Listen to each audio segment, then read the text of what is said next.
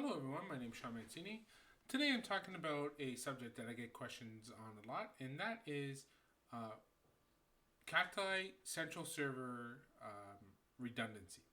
Now we have redundancy for remote pollers and things like that. You can have a remote poller, say your central office is in Toronto and you have another office in Vancouver. You can deploy a server there locally, and it can collect all the data and things from those local devices. But how do you make a central server redundant?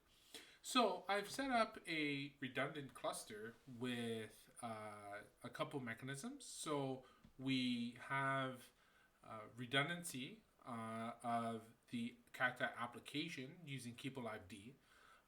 Then we also have polar replicate all the settings replication using Mariadb's replication engine. So I've already built it, and I'll show you how this is working. So I have, for instance, if I go 192.168.1.22, okay, that is a virtual IP, and I am on the server here. So the way that this is laid out is in this diagram, there's server A, server B, and then there's a VRRP link with keepalived. So when this master server goes down, this server advertises 192.168.1.22. In reality, 1.22, if I log on, if I actually SSH into that IP, I will get to Cacti 1, and its actual IP is 192.168.1.8. It's also advertising a secondary IP, 192.168.1.22. So if I check here and I do systemctl status keepalived, okay, you'll see that keepalived is up. Okay, oh, you know what? I will get more if I systemctl status keepalived. And you'll see that keepalived is the master server. Now, let's look at the keepalived configuration. Okay. I will include all the configuration, pretty much just copy and paste this. It's essentially, you need two servers. Can even be clones of each other. Install keepalived and then copy these files over. I'll do a full write-up on my blog probably by tonight or tomorrow, and I think it's a lot better than just the video. You can actually have the configurations. So we have VRRP1. Okay, and so in VRRP1, I'm advertising a priority of 200 on the master. Okay, so the higher the better. Okay, well, sorry, not higher the better. The higher priority means that this is the master. It's also, its default state is master. Okay, I have authentication on VRRP so that not any old server can participate in VRRP. And then we're advertising an IP of 192.168.1.22. Okay. Now we also have a notify script. So this hello.sh. Okay. So in opt, oops, not cat. Okay. You'll see that there is a script here, hello.sh. What this hello.sh script does is that in master state, we're going to start the cron. And in backup state, we're going to stop the cron. Why? Well, in my design, okay, both of these servers are not polling the same device. Rather, the master server, whatever it is, whichever one is the master server at the time, is communicating with this device. Because I've seen a lot of people come to me with questions saying, oh, I have all these problems. And what they've done is they'll put 1, 2, 3 master servers and call that redundancy.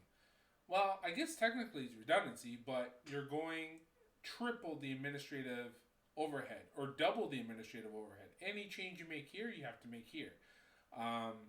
Then you're doubling how much resources you need in terms of storage. So this server writes RRD files, but if this server and this server aren't sharing storage, well then now I have to have storage here, storage there.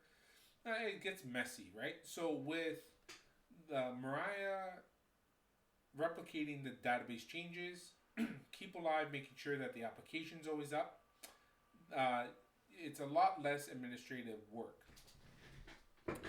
So let's look at the MySQL side of this. So MySQL, if I do show master status, okay, it's simple. I have a master. This is set up as a MySQL master. Okay, and if I look at how that's configured, again, it is a pretty simple config. Okay, so what I've done is said, okay, we're going to create a binary log file. We're going to replicate the Cacti directory. So I want the bin log to do the Cacti database and set server ID to 1 for the master. Aside from that, and I just simply commented out bind address. In production, more secure, you'd obviously want to bind this to the real server IP. And then that's it. Everything else, the bottom here is for Cacti specific configurations. So let's see this in action. Okay, so we're going to do 1.8/cacti and then 192.168.1.9/cacti.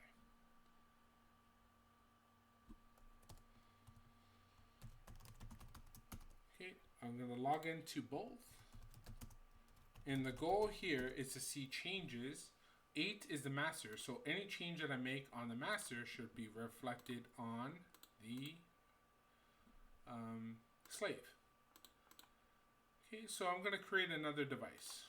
Okay, so we'll make another device called Google, and I'm going to monitor the Google DNS servers. Okay, I don't need a template, and I'm not using SNMP. So create, and now I see a Google device. Now over here, right, over here, it's still saying 3. Okay. And my Google Home is going off for some reason. Now, if I refresh, I should see that device any moment now. If not, we might have to troubleshoot something here. 1.9. Oh, okay, hold on. So just before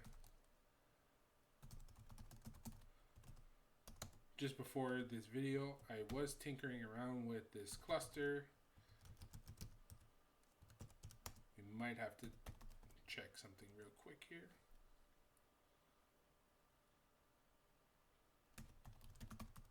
So I'm logged in. And so since this is failing, I'm going to check the slave status on MySQL on the second server. Show slave status. Okay, let me see what's going on here. Oh boy. Okay. So something's not right. The slave IO status is not saying waiting for master. So let's see what's going on here. Oh, I'm already in the thing. What did I do there?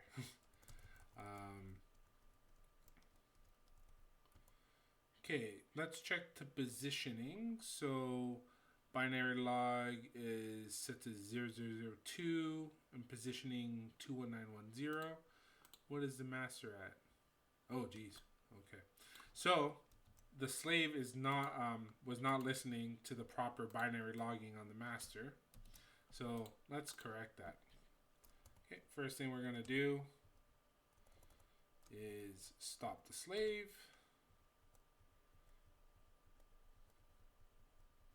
Okay, and then we're going to assign the proper binary log and its positioning. So I believe it was 34. Let's just double check that. So 34, 278.790, 278.790. Okay. Start slave. Show slave status.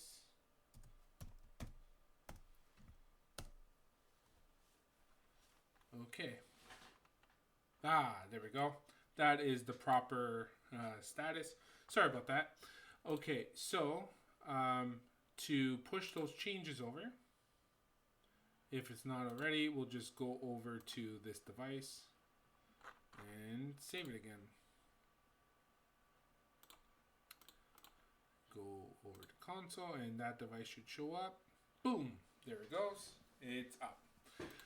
Okay, now in this case, on the redundant server, you'll see that the cron status is dead. Why? Well, you have one of two options now. So in Cacti 1.2.16, they created a systemd process, daemon I should say, that has the Cacti polar. So we're moving away from cron in the Cacti world. So there's no cron job, although you can use it, but the new way of going forward is shut that systemd process, right? So, because the thing is, in this case, if I had other cron jobs, well, that's no good, right? Because, I mean, I'd have to write a script to remove the cron job and add the cron job, but just for simplicity and kind of illustration purposes, I'm showing that, yeah, I shut down the cron process. Okay, so what's happening now is that cmd.php, spine, all that stuff is not being called. And so the secondary server is not actually calling. Now this up status is just because the status in the database is up, right? This server is not pulling anything. If I look at the logs, you'll see that the last time this pulled anything was back on December 20th, briefly, right? At 2:55, it's 3:55 now, so an hour ago. Okay, so what we're gonna do is show a failover. How do we do a failover? Okay, I'm going to shut down the system, the keepalived process. And give it a second. And any moment we should start to see that the status of keepalived should go over to master now on this server. Entering master state at 1556. It's 1556. So almost instantaneously, systemctl status cron, and now we see that cron is up as of 26 seconds ago. Okay, now what? Oh, give me. So what does the user see? The user sees nothing. The user at most would see that they'd have to relog in. And they wouldn't see much. Still, if I were to come here, I'd see all the devices. I see them up. The only thing I haven't configured in this lab is redundant storage. So with that, I hope that this shows you a good concept of the primary failover and what's possible to do with some moderate effort on building a redundant Cacti master polar. I will have a full blog write-up on how to configure all of this. If you have any questions, please leave them in the comment section below. And also, you can always reach out to me, Sean at seanmancini.com. Thanks for watching, guys. See you.